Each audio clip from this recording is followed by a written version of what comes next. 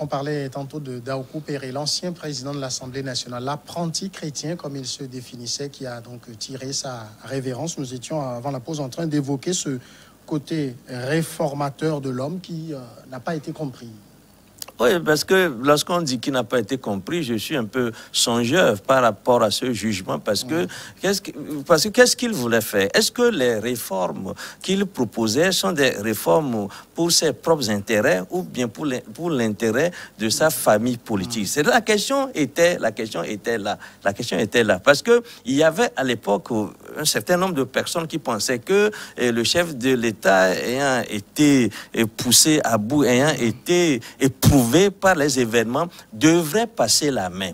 Parce qu'il faut expliquer les choses selon l'époque. Parce qu'il y avait eu cette tendance-là à l'époque qui dit que le chef de l'État devrait passer le pouvoir à une jeune génération. Or, j'explique seulement la chose, ce qui s'était passé. Or, on était à une époque où le pouvoir avait une certaine faiblesse par rapport à aux contestataires qui sont en face. C'est-à-dire le pouvoir n'avait pas fini de faire sa mue, n'avait pas fini de reprendre la main quand il a vu sortir de ses rangs des dissidents. Et les dissidents-là ont été, j'explique les choses tout simplement, ont été traités comme des gens qui voudraient tout simplement mettre à mort le parti. Vous avez constaté que même quand le RPT et finalement n'a plus existé, que c'est le parti uni. Ça a été aussi une époque où il y a une confrontation entre ceux qui sont du RPT et les nouvelles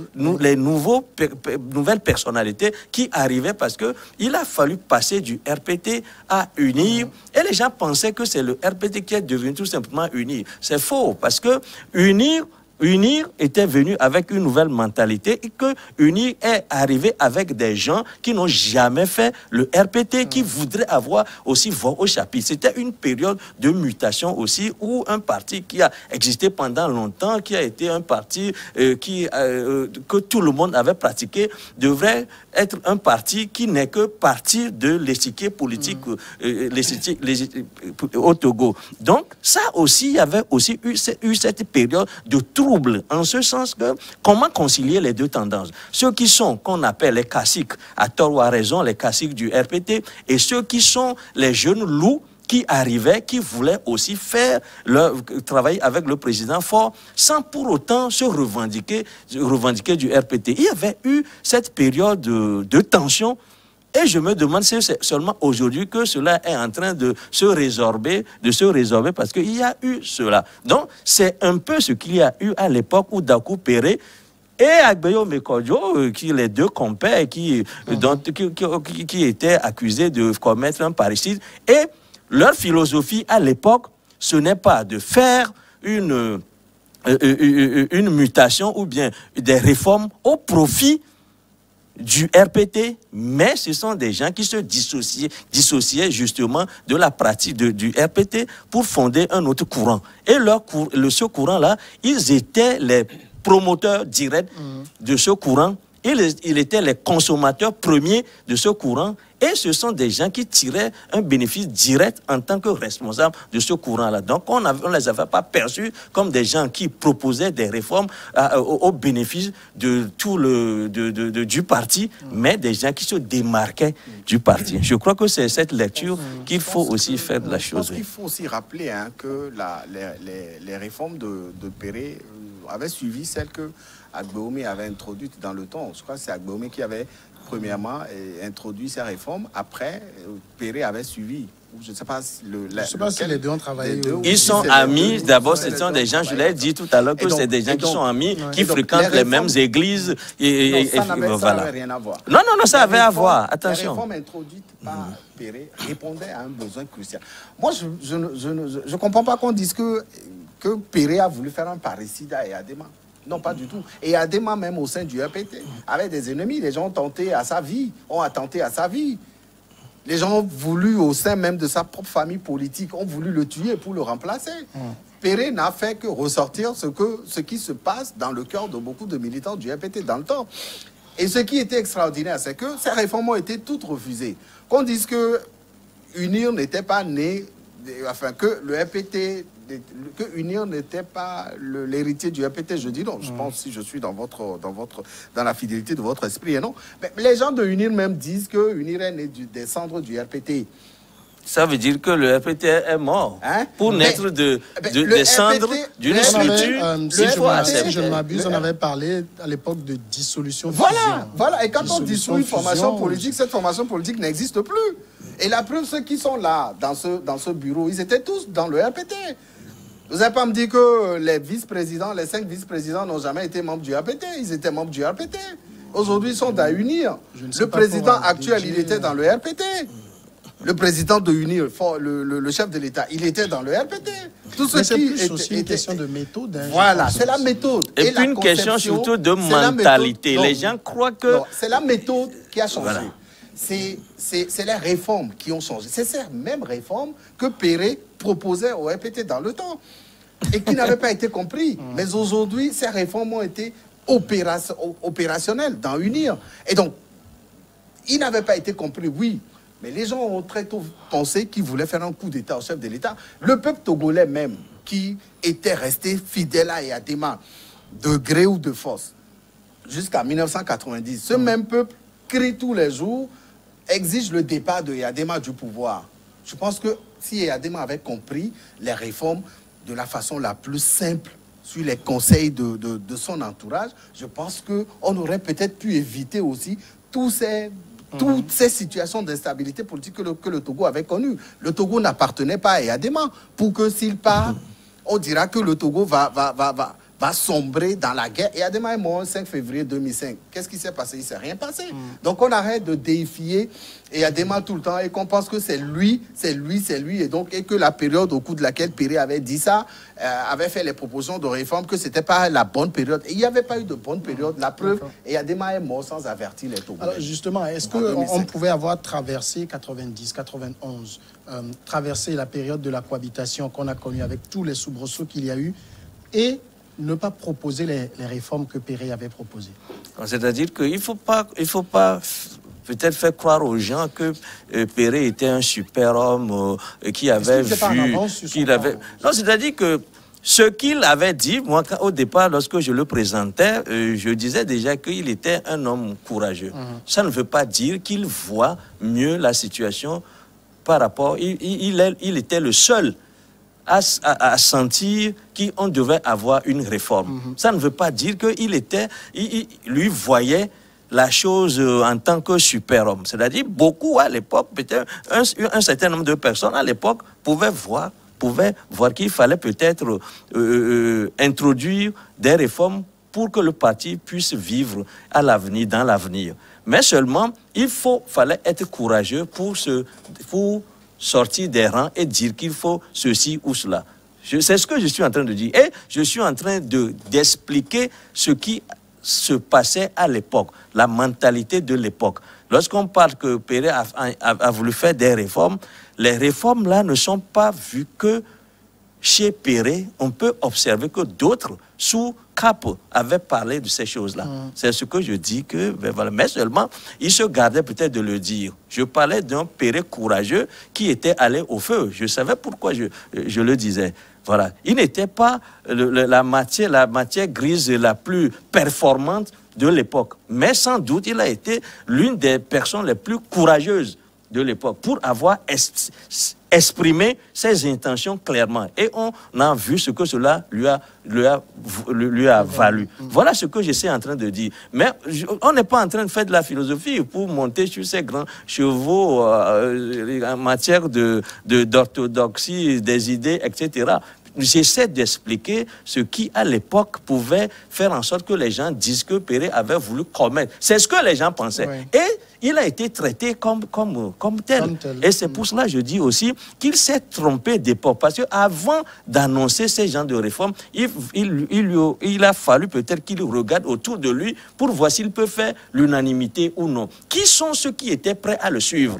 Apparemment, personne ne l'avait suivi. Personne ne l'avait suivi parce que les gens se sont dit que peut-être le moment n'était pas arrivé. Parce que parfois, vous avez... Non, c'est ce qu'on dit. Oui, c'est qu'il faut être courageux pour vaincre sa peur. C'est pour cela que nous avons dit que celui-là, il est allé au-delà, il est allé aux braises. Vous savez, vous avez une idée, mais il faut aussi chercher place pour t'asseoir avant de développer ces idées. Sinon, parfois, vous n'êtes même pas, on ne vous permet même pas de vous asseoir avant de vous vider. Et je crois que Péré avait mal calculé le moment. Parce que il n'avait pas eu d'adhésion populaire au sein du parti, ce qui veut dire que ces idées ont été tout simplement, non seulement boycottées, mais aussi combattues. Et je dis, il n'était pas le seul à avoir des idées progressistes.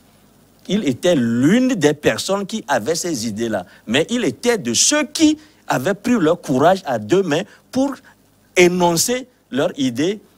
C'est pour cela que je parlais d'une personnalité qui avait du courage, qui avait de l'audace et qui, à un moment donné, s'était dit qu'étant un apprenti chrétien, c'est son devoir de dire les choses telles qu'il les pense. Voilà. Bien. Deuxième sujet, Togo, maintenant. Nous allons parler de la visite du président Faure Gnassingbé en France. Il a été reçu vendredi dernier par le président français Emmanuel Macron. Les deux hommes ont passé en revue les questions d'intérêt commun, notamment la coopération, mais également la lutte contre le terrorisme dans la sous-région. Faure Gnassingbé est donc ressorti de cette audience avec le président français en homme déterminé à apporter sa part au rétablissement de la paix et de la sécurité dans l'espace. Qu'est-ce qu'il faut d'abord, sur un plan, j'ai envie de dire, purement politique, retenir de cette visite française du président togolais? C'est rien d'autre. Ça fait partie de l'agenda officiel de tout chef d'État d'aller à Paris, à l'Élysée, pour se faire recevoir par le président Macron au cours d'une visite officielle, c'est tout. Le président de la République togolaise s'est rendu à Paris, il a rencontré son homologue français. Mais ça ne se fait pas aussi d'un claquement de doigts, c'est des choses préparées plusieurs mois en amont, les sujets à discuter, il faut qu'il y ait de l'intérêt dans ces sujets. Oui, c'est la même chose aussi, Faure veut aller à Abidjan. Il était au Congo-Brazzaville dernièrement, c'était dans le cadre d'une visite officielle. Oui, mais c'est pas le même, j'ai envie de dire, c'est pas le même niveau d'audience. Oui, j'en viendrai. Tout ça fait partie de l'agenda officiel de tout chef d'État, lors d'une visite officielle en tout cas, rien n'est nouveau. La différence, comme vous le dites, avec la France, c'est que l'Élysée, c'est le Graal. C'est tout. Tout chef d'État africain qui se fait réélire ou qui se fait élire, selon ce que nous savons, doit aller à l'Élysée. Et en allant à l'Élysée, c'est que vous êtes... voilà, vous revenez avec... À Djoubé. Voilà, c'est-à-dire que vous êtes maintenant officiellement... Tout ce qu'on dira de vous maintenant, ça va être inscrit dans le registre officiel. Sauf que ces genres de visites appauvrissent beaucoup plus ces pays-là. Ces genres de visites rangent ces pays dans un niveau beaucoup moins bas. Vous avez parlé de niveau de visite officielle tout à l'heure. Il ne faut pas que nos pays africains, après 60 ans, pensent qu'en allant à l'Élysée, c'est pour aller recevoir la bénédiction. C'est pour faire prévaloir votre autorité de président de la République de notre pays. Non. C'est le peuple togolais qui donne l'autorité. Et ce peuple vous a donné cette autorité le 20 février de l'année dernière. Consacrez l'essentiel de votre énergie à ce peuple togolais-là. Et donc, quand on voit un peu comment on appelle ça, le bruit qu'il y a eu autour de cette visite, c'est tout à fait normal. Je ne sais pas combien de fois le chef de l'État est allé en visite à Paris et être reçu par le chef de l'État français depuis qu'il est arrivé au pouvoir. Il a été reçu par Hollande. Je ne sais pas si... Il a été reçu par Hollande. Voilà. Donc, il faut compter par Sarkozy aussi, sur le bout des doigts. Après 16 ans, ça fait quelques rares fois où il a été reçu par les chefs d'État français. Donc, cette visite doit rentrer forcément dans un contour médiatique assez avancé. Sauf que, moi, comme je le dis, c'est peut-être aussi la position de certaines élites africaines. Il faut que nos chefs d'État arrêtent de faire des visites officielles à l'Élysée, un Graal ou alors le summum de leur réussite ou de leur parcours politique. Je pense qu'il faut que ça se fasse aussi dans le sens inverse, où ces chefs d'État français, on en a vu, qui sont venus en visite en Afrique. Macron était juste à côté de chez nous, chez les Burkinabés, il y a de cela quelques années. Sarkozy était juste à côté de chez nous, chez les Sénégalais, il y a de cela quelques années. On a vu les présidents américains venir en visite au Ghana à côté. Nous avons aussi envie de Chirac recevoir... était chez nous. Oui, Chirac était chez nous avec si Eyadema. Lui, au moins, il a réussi à faire venir Eyadema. Mitterrand était aussi voilà, ici. voilà. Et donc, nous aussi, on veut que ces chefs d'État, malgré le contenu difficile de leur agenda, on veut aussi que ces chefs d'État viennent chez nous en Afrique pour justement échanger avec nos chefs de l'État. Alors justement, quand David Diakwavi parlait du Graal, quand je revois un peu la communication présidentielle autour de cette visite, j'ai envie de dire que la présidence ne boudait pas son plaisir. Oui, avant de répondre à cette question, je voudrais réagir rapidement pour de ce que mon frère Diakwavi disait, qu'il faut que on assiste maintenant au début d'une nouvelle tradition qui ferait que les présidents européens ou américains viennent aussi nous rendre visite ici. Mais je voudrais qu'ils sachent que l'air ne circule que de la haute presse, de l'endroit de haute pression vers l'endroit de basse pression. Maintenant, ouais, c'est-à-dire que pour pouvoir déplacer ces présidents-là, il faut peser dans les relations internationales un peu plus qu'on pèse sur ces relations-là aujourd'hui. Lorsque l'Afrique, dans son ensemble, en tant que continent, ne pèse qu'1% des relations du flux financier international, qu'est-ce que vous voudrez que les gens... quel intérêt les présidents, là, qui sont si grands, quel intérêt voudrez-vous qu'ils aient à venir rendre visite à ces peuples-là? Quel intérêt? Ils n'ont aucun intérêt. Donc, pour que décider ces gens à venir chez nous, il faut que nous revoyions le positionnement de nos pays. Il faut que nous revoyions la façon dont nous-mêmes, nous prenions en charge. Je crois que la question est davantage là que de dire que pour les besoins de critiques d'une certaine élite, on dit que ben voilà, c'est facile à dire, mais c'est difficile à faire. Parce qu'aujourd'hui, l'idée circule beaucoup. C'est vrai qu'il faut qu'on résiste, au fait que d'aller se faire à Djoubou, bien d'aller chercher l'absolution auprès des présidents français ou américains, etc. Mais avant d'en arriver là, il faut que nous prenions en charge, savoir combien nous faisons pour que les gens s'intéressent à nous. Lorsque le président américain vient par exemple au Ghana, vous savez très bien que le Ghana en matière de démocratisation, le Ghana en matière économique est un pays aujourd'hui qui, je crois, est un pas devant la plupart des pays africains. Ils vont en Afrique du Sud, ils vont au Nigeria, ils vont parfois en Côte d'Ivoire, etc. Mais il faut que nous aussi, nous préparions pour changer notre positionnement, pour les attirer vers nous. Quelle était la question? Alors justement, que la présidence n'a pas boudé son plaisir. Bien entendu, je m'attendais un peu à cette question normale. Parce que moi, généralement, j'ai tendance à placer les faits dans leur contexte pour mieux les expliquer. Il ne faut pas séparer le fait de ce voyage-là du fait de la tension un peu exacerbée qu'on a constatée après les présidentielles, où on a constaté qu'il y a un président qui n'est pas élu, qui dit que c'est lui le président élu, qui est le président du web, qui crée son gouvernement et qui en plus dit que ben voilà, le pouvoir de Lomé II n'est pas en odeur de sainteté avec le pouvoir avec le pouvoir de l'Élysée, etc. Parce que vous savez qu'il s'est dit, on a beaucoup parlé sur les réseaux sociaux du fait que le Paris boude Lomé. Et je crois qu'il intervient aujourd'hui. C'est Macron aussi qui l'a dit, hein, quand vous vous rappelez, lors de la crise politique de 2017-2018, il répondait à un Togolais, je pense qu'il avait interpellé au Canada. Il disait est-ce que je l'ai déjà reçu? En disant ça clairement, il montrait quelque chose. Hein. Voilà, est-ce que je l'ai déjà... Parce que ça a été une formule justement malheureuse. Ben, finalement, est-ce qu'il a reçu? Et lorsqu'on dit, par exemple... Lomé avait répondu, nous ne sommes pas demandeurs. Voilà. Parce que Lomé n'est pas demandé parce qu'il faut équilibrer les relations. Il faut que nous apprenions à nous respecter. Et c'est seulement lorsque nous prenons ces positions-là vis-à-vis de ces interpellations que les gens nous respectent. Lorsqu'à Ottawa, au Canada, Macron dit par exemple, en réagissant à un Togolais qui manifestait que, est-ce que je l'ai encore reçu? Je crois, lui-même il était à l'époque arrivé nouvellement au pouvoir. Il n'avait pas encore le pli de la diplomatie telle qu'elle se pratique à l'échelle des nations. Et je crois que ça a été une formule malheureuse. Et Lomé a réagi tout de suite pour dire que Lomé n'est pas demandeur d'une telle rencontre. Et quand aujourd'hui on suppose qu'il faut mettre les pendules à l'heure, surtout dans un contexte où il y a des gens qui, sur les réseaux surtout, manifestent contre le pouvoir, qui disent que ben voilà, c'est le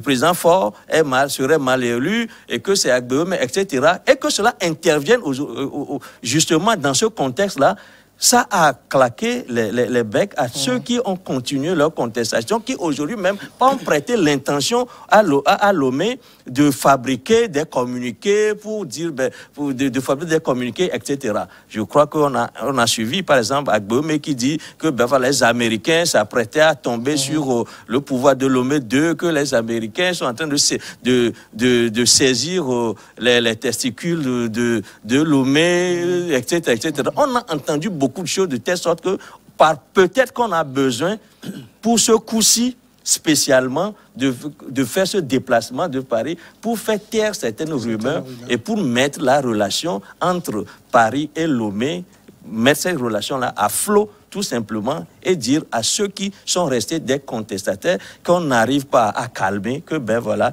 vous avez tout faux. Alors, la question que nous posons aussi, c'est que retenir de cette visite? C'est vrai que je ne veux pas trop parler dans les aspects contrats noués. On nous parle d'électrification de plusieurs quartiers de Lomé et environ et tout. Mais il y a aussi cette image, on est en communication, cette image du président de la République togolaise qui descend du véhicule non masqué, reçu par son homologue français en masque. Ça a fait jaser un peu la toile. Moi, je disais déjà une fois ici que les autorités togolaises ne sont pas sérieuses dans la lutte contre la Covid-19 depuis l'avènement de cette pandémie au Togo. On m'a traité de tous les noms. Aujourd'hui, c'est vrai. C'est quand même assez extraordinaire. Moi, le chef de l'État, il est mon président de la République. J'ai du respect pour l'autorité qu'il incarne, mais je pense qu'il est un mauvais exemple en termes de lutte contre cette pandémie au Togo. S'afficher au cours d'une visite officielle auprès de votre hôte, qui lui-même est masqué, s'afficher sans masque, c'est pas joli. Et juste après, quand les premières images ont été publiées, vous entendrez des réactions des Togolais qui ne vont pas en faveur du chef de l'État dans la lutte contre cette pandémie-là. Et c'est pas joli. C'est pas la première fois qu'on voit des images officielles du chef de l'État sans masque. Quand ça se passe comme ça, les Togolais s'interrogent. Lorsque vous forcez, vous obligez les Togolais à porter des masques, ils vous répondront, le président de la République lui-même n'en porte pas. Pourquoi vous voulez me forcer à en porter? On voit des chefs d'État qui en portent. Et là, nous sommes dans le cadre d'une visite officielle. Ce n'est pas une visite privée. On voit des chefs d'État lors des visites officielles donner le bon exemple. Il faut le faire. Ça ne coûte rien. Ce qui est curieux, c'est que juste après, on a vu le chef de l'État porter des masques lors des audiences qu'il avait accordées à certaines autorités, à certaines personnalités françaises. Quelle est la différence entre porter un masque au cours d'une audience privée officielle et porter un masque à l'Élysée, en face des médias français, togolais, en tout cas des médias internationaux qui sont là? C'est pas joli. C'est ici le lieu de lancer un appel au colonel Mahama, qui est à la cellule de riposte, de prendre ses responsabilités, de dénoncer quand il le faut, d'interpeller le chef de l'État, de dénoncer l'absence de masque du chef de l'État, vous l'envoyez loin là, d'interpeller quand il le faut, et de faire ce que les Togolais attendent de lui. Le chef de l'État, moi je l'ai dit tout à l'heure, j'ai beaucoup de respect pour lui, sauf que je ne suis pas d'accord avec lui parfois sur certaines de ses sorties officielles lorsqu'il manque de donner le bon exemple en portant peut-être un masque qui ne serait que passager pendant que les médias sont en train de faire la prise de photos officielle. Et donc, la dernière fois, quand il s'était présenté, je ne sais pas pourquoi il n'a pas mis de masque. Et après, on a vu avec des masques. Et quand vous regardez très bien les masques qu'il porte, c'est de très jolis masques qu'il porte, avec beaucoup de design. Avec on dirait qu'il est plus dans le style que dans le fait de voilà. la maladie. Et donc, il faut qu'il participe, qu'il aide les Togolais à aller dans la lutte. D'accord. Chris, réaction sur ce point? Non, moi, quand la chose est comme ça, j'essaie de me démarquer de la perception ambiante qu'on a de la situation pour aller sur d'autres pistes de réflexion pour voir. Parce que ça ne peut pas être un fait anodin que le chef de l'État, à ce niveau-là de la diplomatie, n'ait pas daigné porter le masque. Alors que le protocole de l'Élysée aurait pu le lui rappeler. Pourquoi cela n'a pas été fait? Parce que vous ne pouvez pas aller là-bas si vous n'avez pas le masque. Et lorsque vous ôtez votre masque, ça doit devenir, à mon sens, un fait qui parle. Mais quel est le sens voilà, quel est le sens? Et je crois que là, il faut peut-être parler avec les gens de l'OME, parler avec le protocole pour dire comment interpréter cela. Est-ce que cela dénote d'une posture de liberté ou bien de contestation? Qu'est-ce que cela voudrait dire? Moi, je ne me donne pas la tâche facile en interprétant les choses, parfois là, ça, dire que, ben voilà, ceci en donnant dans le, comment le dire, dans la facilité d'interprétation. Mais je voudrais aller une ligne au-dessus pour voir quel est le sens que peut avoir cette pratique, le fait même qu'on se présente à l'Élysée sans masque, alors que le protocole est plus instruit en la matière, plus avisé en la matière que nous, les commentateurs de télévision. J'essaie que nous puissions creuser un peu la chose dans ce sens-là pour voir est-ce que c'est un comportement délibéré de la part du chef de l'État et quel est le sens que le chef de l'État donne à cette prise de liberté vis-à-vis de la pratique courante. Parce qu'on sait qu'en France, on fait obligation à tout le monde de porter le masque. Pourquoi il ne l'a pas fait? Est-ce que c'est un oubli? Ça ne peut pas être un oubli. Quel est alors le sens qu'il donne à ce vote, enfin, ce que je considère comme une pratique délibérée qui doit avoir un sens forcément. Je crois que moi, je poursuis la réflexion dans ce sens et je poursuis aussi mes recherches dans ce sens pour voir est-ce qu'au niveau de l'OME 2, on donne un sens à la chose. Donc, je n'ai pas encore fini. Voilà. Oui.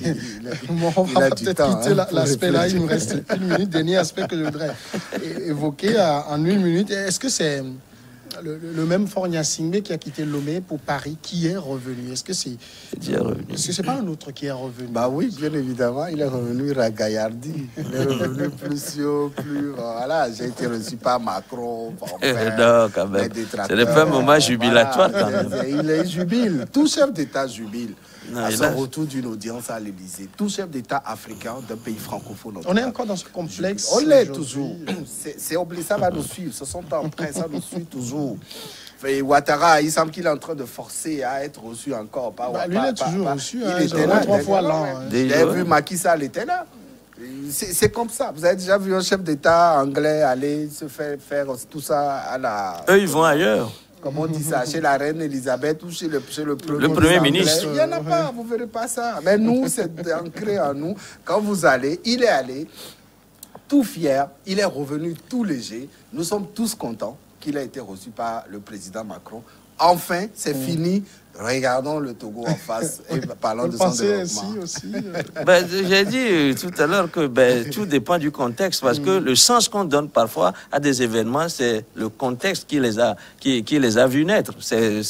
Parce que là, je crois qu'on est au point de tourner une page et d'aborder d'autres pages parce qu'on a fait la lecture de ce contexte-là où les gens s'agitent beaucoup autour même de la validité du scrutin qu'il y a eu il y a 1 an. Et je crois qu'intervenant à ce contexte-là et que cette visite-là ne peut être que apporter une bouffée d'air, un appel d'air au président Faure. D'ailleurs, il y a un tweet aussi, je ne sais pas, qu'on attribue à Emmanuel Dagbeyome Kodjo. Je ne sais pas si c'est vraiment lui-même qui l'a écrit. Il dit que malgré la débâcle électorale de Faure Gnassingbé, inférieure à 20% des votes, coupable de faux et usage de faux, mais a pu obtenir une audience à l'Élysée. Je suis légitimement fondé à réclamer une audience pour le gouvernement légitime du Togo. Votre réponse m'obligerait, Emmanuel Macron. Sauf qu'on ne réclame pas à être aussi à l'Élysée. On verra. Bon, C'est Emmanuel Agbéomé. Oui, c'est lui qui... est-ce que c'est lui-même qui a fait le tweet ou c'est... Je ne sais pas, en tout cas, c'est son nom qui est dessus. On verra. Merci, Chris Sega. Merci, David. Merci à tous. À demain.